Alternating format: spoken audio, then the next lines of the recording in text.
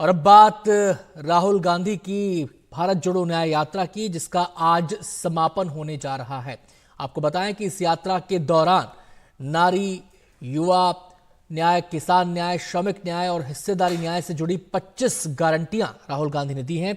आज दिल्ली में एक प्रेस कॉन्फ्रेंस कर जयराम रमेश ने कहा कि 19 मार्च को सीडब्ल्यूसी की बैठक के बाद कांग्रेस अपना घोषणा पत्र जारी करेगी। साथ ही उन्होंने बीजेपी पर जमकर निशाना साधा। कहा कि आज संविधान पर चोट की जा रही है और संवैधानिक संस्थाओं को पक्षपात का जरिया बनाया जा रहा है। आगे उन्होंने कहा कि पैसा उगाने के 4 रास्ते हैं। पहला, चंदा दो धंधा लो। दूसरा, हफ्ता वसूली। तीसरा, कॉन्ट्रैक्ट लो, रिश्वत लाओ। चौथा, फर्जी कंपनियों ने चुनावी बॉन्ड खरीदा है। साथ ही उन्होंने कहा कि खाते सीज होने के बाद हम सुप्रीम कोर्ट का रुख करेंगे।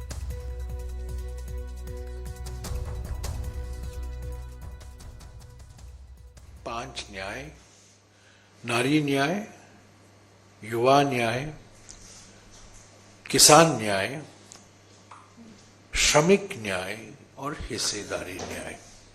जो 2024 के चुनाव हम 5 साल के लिए जनादेश मांग रहे हैं। 5 न्याय के आधार पर, 25 गारंटियों के आधार पर। पहला रास्ता जो प्रधानमंत्री ने ढूंढ निकाला है, चंदा दो धंधा लो। सैकड़ों कंपनियां हैं जिन्होंने चंदा दिया है, पहले बीजेपी को चंदा नहीं दिया करते थे, जिन्होंने बीजेपी को चंदा दिया है और उनको धंधा मिला है। दूसरा रास्ता है हफ्ता वसूली। कई ऐसी कंपनियां हैं जिनके खिलाफ ईडी, सीबीआई और इनकम टैक्स छोड़ा गया है। और अगर आप देखें, इलेक्टोरल बॉन्ड तब खरीदा गया है जब ईडी, सीबीआई और इनकम टैक्स का रेड होता है इन कंपनियों पर। तीसरा रास्ता है कॉन्ट्रैक्ट लो, रिश्वत दो। और इसमें एक बीजेपी सांसद खुद मिले हुए हैं।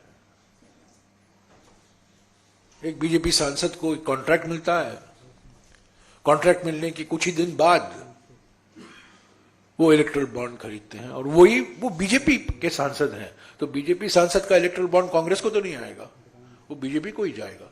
और चौथा रास्ता जो अपनाया गया है वो ये फर्जी कंपनियों का।